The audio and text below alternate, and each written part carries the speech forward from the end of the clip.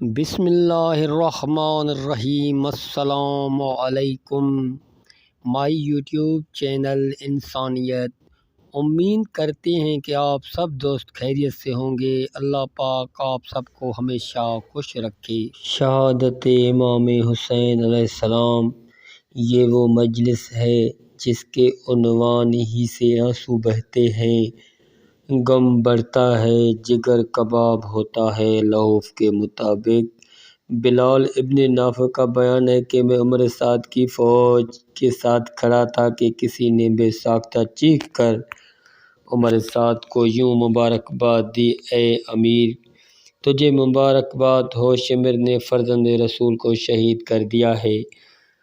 یہ سن کر یزیدی سپاہیوں کی صفوں سے نکل کر سوئے مقتل آیا۔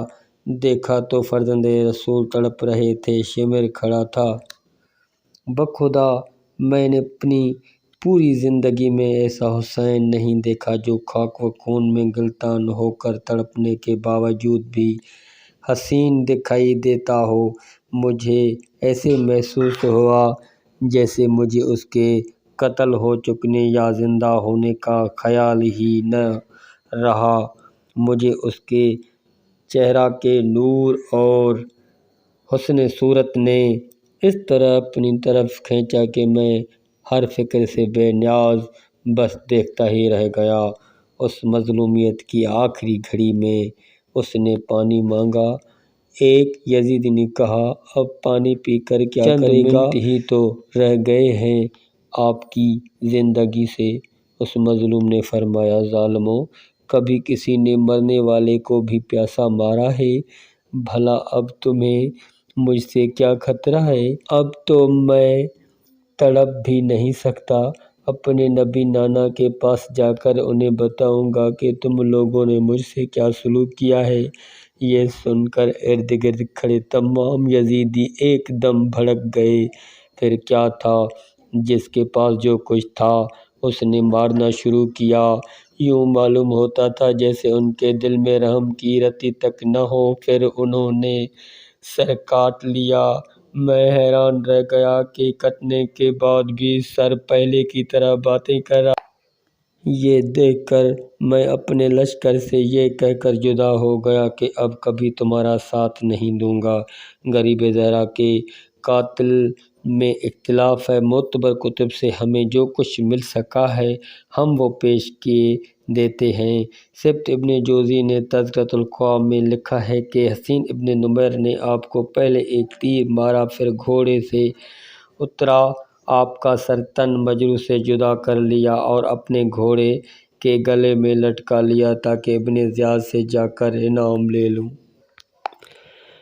علی ابن عیسیٰ اربلی اور محمد ابن طلحہ شافعی نے لکھا ہے کہ عمر سعد نے اپنے سپاہیوں کو حکم دیا کہ گھوڑے سے اتر کر اس مظلوم کا سر تن سے جدا کر لو۔ نصر ابن خشنہ خیاط بھی اپنے گھوڑے سے اترا اور خنجر سے گلوئے ناورین امام پر وار کرنے لگا۔ اس ظالم نے اتنی سنگ دلی سے اس قدر ضربات چلائی کہ تمام سپاہی تڑپ اٹھے۔ عمر سعد سے برداشت نہ ہو سکا۔ اس نے اپنے ساتھ والے ایک اور سپاہی کو حکم دیا: ظالم، تو جا اور اس مظلوم کو زخموں کی شدت سے نجات دلا دے۔ چنانچہ کھولی گھوڑے سے اترا اور اس نے سر امام کاٹ لیا۔ ایک اور روایت میں ہے کہ جب آپ زین ذوالجناح سے زمین پر آ چکے تھے اور اپنے خون میں گلتان تڑپ رہے تھے تو عمر ابن حجاج زبیدی گھوڑے سے اترا۔ جب آپ کے قریب آیا تو آپ نے دونوں آنکھیں کھول کر اس ظالم کی طرف دیکھا۔ جب اس نے آپ کی کھلی آنکھوں کو دیکھا تو واپس ہوا، گھوڑے پر بیٹھ کر شمر کے پاس آ گیا۔ شمر نے پوچھا: کیا ہوا؟ تو سر حسین لینے گیا تھا، پھر خالی ہاتھ کیوں لوٹ آیا ہے؟ عمر ابن حجاج نے جواب دیا: واقعی ارادہ تو یہی تھا، لیکن جب میں حسین کے قریب گیا تو اس نے آنکھیں کھول کر میری طرف دیکھا۔ مجھے ایسے محسوس ہوا جیسے رسول خدا میری طرف دیکھ رہے ہوں۔ میں نے اس مظلوم کے خون سے ہاتھ رنگنے کا ارادہ ترک کر دیا اور واپس آ گیا۔ اس کے بعد شبس ابن ربیع تلوار بدست آیا۔ جب آپ کے قریب آیا اور آپ نے اس کی طرف دیکھا تو اس کے ہاتھ سے تلوار گر گئی۔ پیچھے کی طرف دوڑ کر یہ کہتا ہوا بھاگا: بخدا حسین، میں کبھی بھی تیرا خون اپنی گردن پر لے کر اللہ تیرے نانا اور تیرے بابا کے روبرو نہیں جاؤں گا۔ تظلم زہرا میں ہے کہ شمر آیا جب آپ کے سینہ مبارک پر سوار ہو گیا، آپ کی ریش مبارک پر ہاتھ رکھا اور آپ کے سر جدا کرنے کا ارادہ کیا تو اس وقت آپ مسکرا دی اور فرمایا تو مجھے قتل کر رہا ہے، کیا جانتا بھی ہے کہ میں کون ہوں؟ اس ظالم نے کہا حسین میں تجھے اس طرح پہچانتا ہوں جس طرح پہچاننے کا حق ہے، تیری ماں فاطمہ زہرا ہے، تیرا نانا محمد مصطفیٰ ہے، تیرا بابا علی مرتضیٰ ہے، یہ پہچانتے اور جانتے ہوئے میں تجھے قتل کر رہا ہوں اور مجھے کسی بات کی پرواہ نہیں ہے کہ تجھے قتل کر کے میں کسی کی مخالفت اور لعنت لے رہا ہوں۔ امام حسین نے فرمایا جب تو یہ سب کچھ جانتا ہے تو پھر بتا تو صحیح کہ تو مجھے قتل کیوں کر رہا ہے؟ شمر نے کہا اگر میں تجھے قتل نہ کروں تو یزید سے انعام کون لے گا؟ امام مظلوم نے فرمایا اچھا یہ بتا تیری نظر میں یزید کا انعام بہتر ہے یا میرے نانا کی شفاعت؟ شمر نے کہا ارے حسین یہ تو کیا کہہ رہا ہے؟ تو شفاعت کی بات کر رہا ہے، اگر مجھ سے کوئی پوچھے تو میں بلا خوف کہہ دوں گا کہ یزید سے ملنے والی ایک پائی بھی مجھے تجھ اور تیرے نانا سے محبوب تر ہے۔ امام حسین نے فرمایا ٹھیک ہے، اگر تجھے قتل کرنا ہی ہے تو پھر کم سے کم مجھے ایک گھونٹ پانی تو پلا دے۔ شمر نے کہا بخدا حسین پانی کا ایک گھونٹ تو بہت ہوتا ہے، میں ایک قطرہ تک نہ دوں گا۔ صاحب معدن نے لکھا ہے کہ شمر نے یوں جواب دیا اے حسین کیا تیرا یہ عقیدہ نہیں کہ تیرا باپ حوض کوثر پر اپنے محبوں کو پانی پلائے گا؟ بس تھوڑی سی دیر کے بعد اپنے بابا کے ہاتھ سے حوض کوثر پی لینا۔ ابو مصنف نے روایت کی ہے کہ شمر کی یہ باتیں سن کر امام مظلوم نے فرمایا ذرا سر سے خود اتار کے مجھے اپنی شکل تو دکھا دے۔